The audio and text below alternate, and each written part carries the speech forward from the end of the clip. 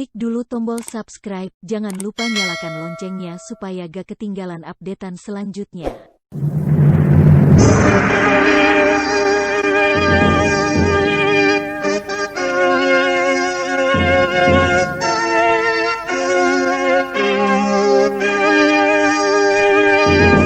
PT Sutra Perpindo Pharma bersama Sanggar Cerita mempersembahkan serial Sandiwara Radio Mantra Naga Bumi.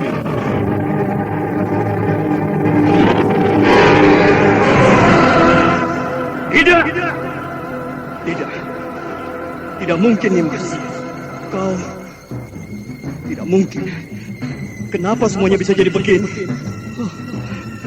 Tidak!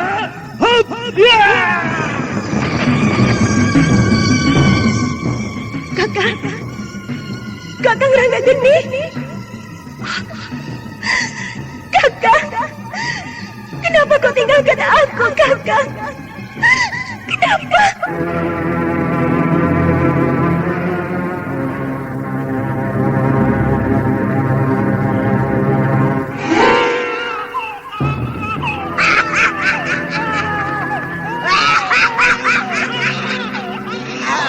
Ini adalah bayi yang kedua yang kudapatkan.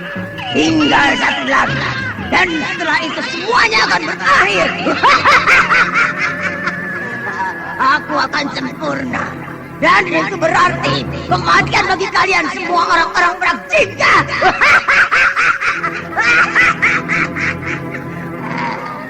Darah-darah kalian akan kupersembahkan untuk dewa kegelapan.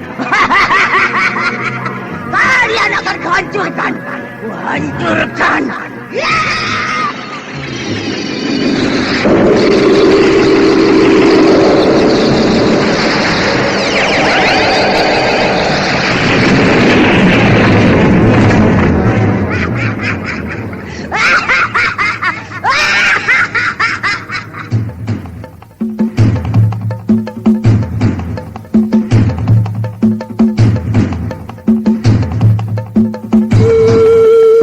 Mantra Naga Bumi, sebuah kisah misteri tentang hilangnya kitab Lawang Pitu dan Mahkota Biru, lambang keperkasaan Mataram kala itu. Penuh ketegangan, dendam, dan keserakahan, diseling dengan kisah romantis yang mengharukan.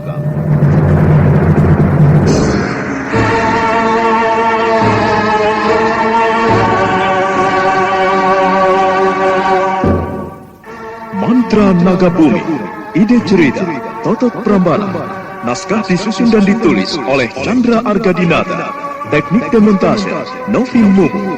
Ilustrasi musik, Frans Harius. Dengan sutradara, Dian Pertiwi.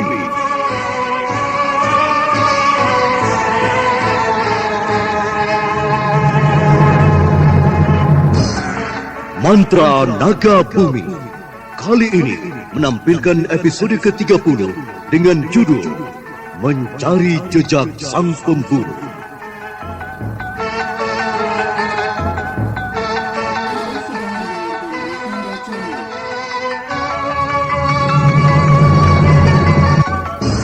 Dalam seri yang ke-17 ini didukung oleh para pelaku Hana Pertiwi sebagai Diah Ayu Pengukir, Wahyu Chandra sebagai Resi Wanabaya, Petrus Uspon sebagai Rakai Mahesa, dan Nusri Nurdin pengantar cerita. Selamat mendengarkan. Diah Ayu Pengukir mengusap-usap kedua matanya, berusaha melupakan kenangan masa lalunya bersama Ranggageni. Namun bayangan itu selalu saja membias di pelupuk matanya. Kemudian memusatkan pikirannya lagi.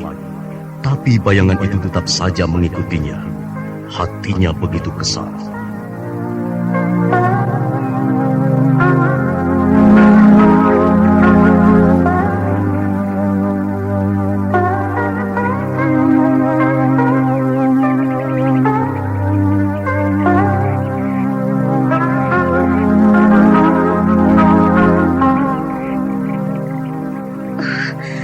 Kenapa aku tidak bisa memusatkan pikiranku?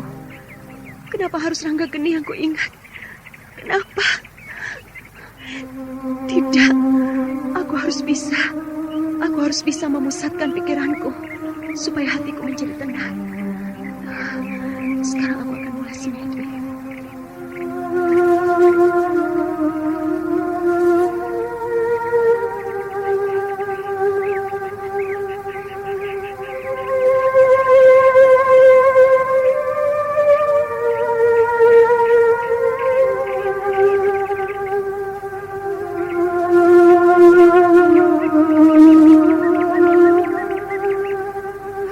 panas yang membakar tidak dihiraukannya lagi. Tubuhnya yang cuma dibalut kain sebatas dada dibiarkannya cedera cuaca. Nampak punggungnya yang putih seolah berubah merah muda. Juga pipinya kemerah-merahan menambah kecantikannya. Keringat dibiarkannya mengucur.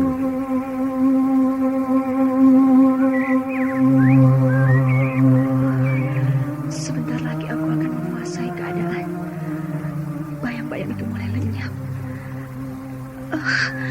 Tapi kenapa sekarang ada bayangan lelaki lain? Rakai Mahisa. Tidak.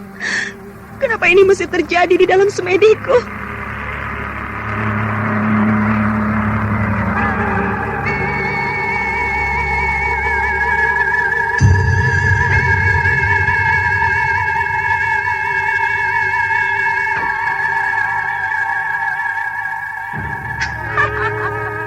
Rakai Mahisa, aku datang kemari mau bertemu dengan Putri Cemani. Dia mempunyai dosa kepadaku. Dosa? Dosa apa? Kau laki-laki goblok. Kau tahu apa? Rakai Mahisa. Mane, atau aku sendiri yang mencarinya ke kamar keputren. Kau tidak bisa berbuat sesuka hatimu. Lihatlah di atas benteng. Semua anak panah tertuju kepadamu. Kau tidak akan bisa lolos. Gila, aku terkepung. Siasat Rakai Mahisa licik sekali. Tapi sudah kepalang basah. Apapun akan kuhadapi. Kau kelihatan bingung. Matamu seperti mencari-cari peluang untuk lolos, ha? Sayang sekali. Seekor lalat pun tidak akan bisa lolos dari kepungan pasukan panah merak jingga di Ayu Pengukir. Kurang ajar. Ya.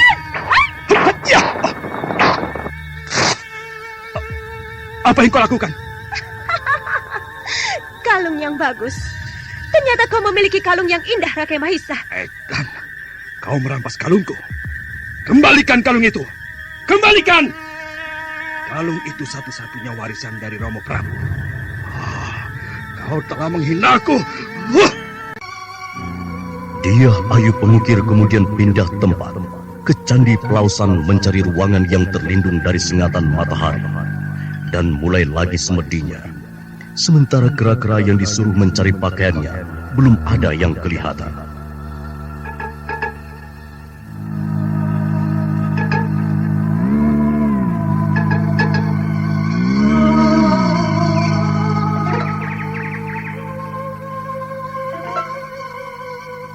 Mengherankan. Apakah kera-kera yang kusuruh mencari pakaianku mendapat halangan? Atau mereka tidak berani datang lagi kemari karena dihalangi oleh makhluk lain? Aneh sekali. Sebelum aku meneruskan semediku, ada baiknya aku mengasuh sebentar sambil menyandarkan tubuhku ke dinding candi. Begini akan terasa nyaman dan enak. Dinding candi itu ditata dengan rapi dan bagus. Ternyata Kanjeng Ratu Panangkaran, raja yang agung dan luhur. Tempat ini menjadi sejuk. Di pintu candi ini ada yang aneh. Di sana ada sebuah rongga segi 4. Membuatku penasaran saja. Coba ku lihat. Terpujilah engkau Sang Buddha. Ternyata pakaianku ada di sini. Dan kitabku masih utuh. Siapa yang meletakkannya di sini? Dan ini apa? Ada sebuah tulisan dengan huruf Pallawa. Disinilah tempat yang mulia. Tempat yang agung membuat hatiku tentram. Apa artinya? Baiklah, aku akan berpakaian dulu. Setelah itu menerjemahkan arti yang terkandung di sini. Alangkah sukacitanya dia Ayu Pengukir setelah menemukan pakaiannya. Kemudian memakainya kembali. Lalu mulai menerjemahkan huruf Pallawa yang tergores pada mulut candi.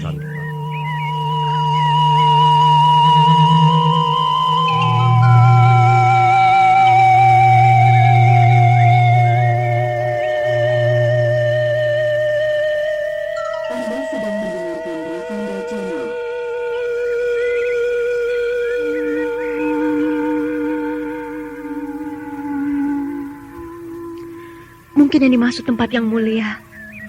Di mulut pintu ini cocok untuk bersemedi. Kemudian yang dimaksud tempat yang agung, membuat hati tentram. Kemungkinan sekali setelah aku duduk di sini, hatiku akan menjadi tenang dan tentram. Baiklah, aku duduk di sini, mempelajari isi kitab Lawang Pitu. Nanti setelah malam tiba, akan kuteruskan dengan semedi.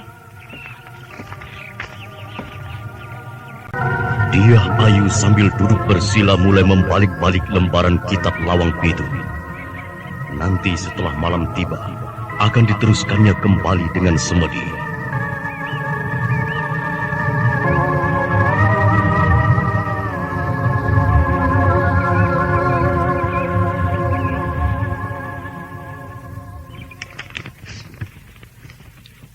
Di sini tertulis semedi, ditulis dengan tinta emas. Kemudian pada ujar kedua tertulis ngelmu, tepo seliro, serta tulisan susilo. Tidak ada keterangan yang jelas. Mungkin sebelah lembaran lain. Lembar ini tertulis kata-kata bakti, nandur, dan dunyo. Semuanya ada 7 petunjuk. Apakah ini inti dari kitab Lawang Pitu? 7 arti yang merupakan pintu kehidupan. Ujar-ujar ini mesti kuartikan dengan baik. Baiklah, akan kubalik dulu lembar-lembar yang lain. Aneh, lembaran lain tidak bisa disimak, lengket seperti dilem. Kitab ini penuh dengan lambang dan penuh dengan kegaiban. Baiklah, aku akan semedi sebentar, memanggil Resi Wanabaya.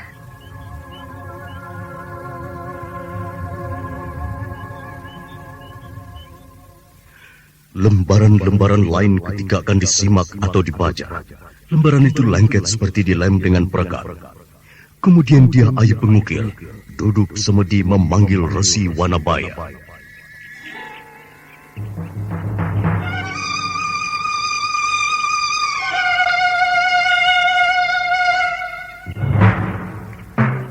Sang Arya yang agung, aku titisanmu sedang dalam kesulitan. Jika kau mendengar keluhanku, datanglah menemuiku.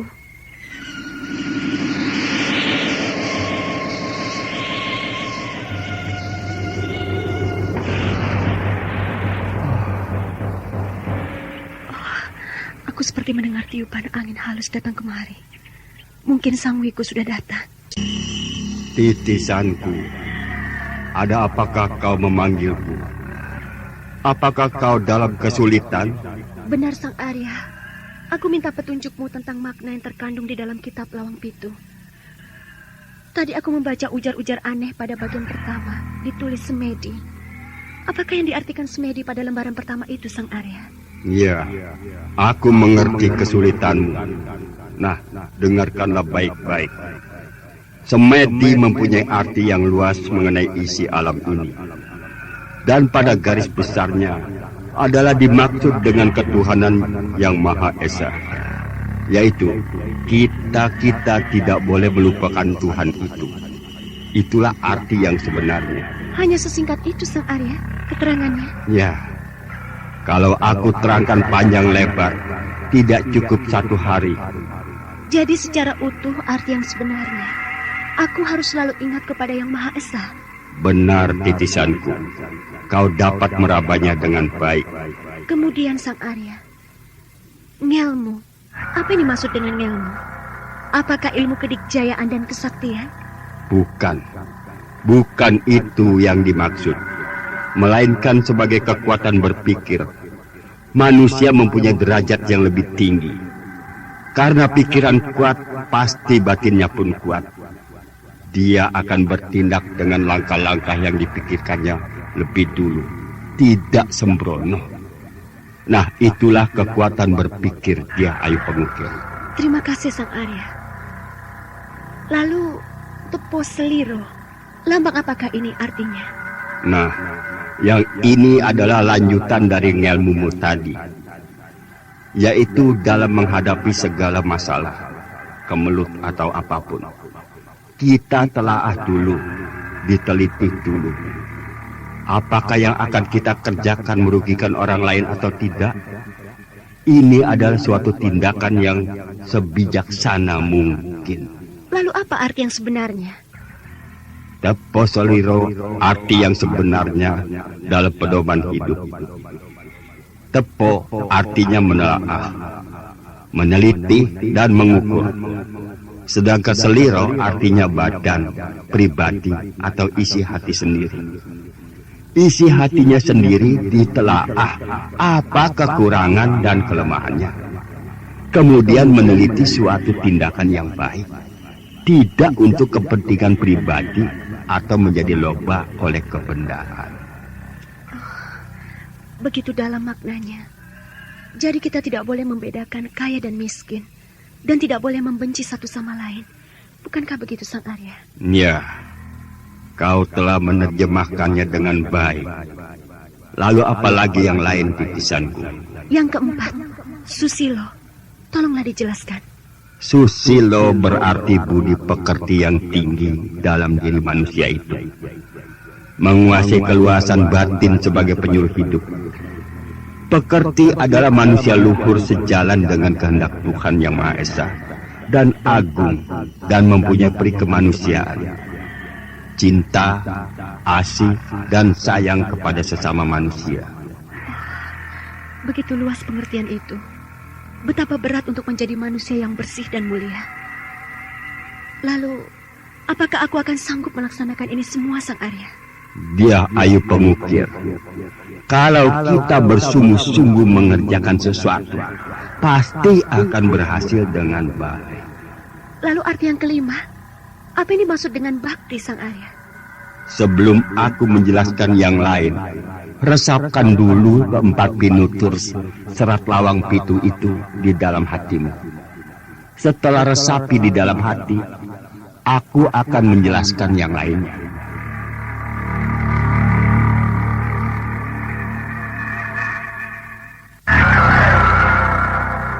Dia ayu pengukir diam merenung. Matanya menatap kosong ke depan, seolah-olah dapat menembus bayangan sakti wujud Resi Wanabaya. Dadanya digeluti oleh pertanyaan-pertanyaan yang tidak dijawabnya. Kemudian matanya berkedip-kedip, minta jawaban dari Resi Wanabaya.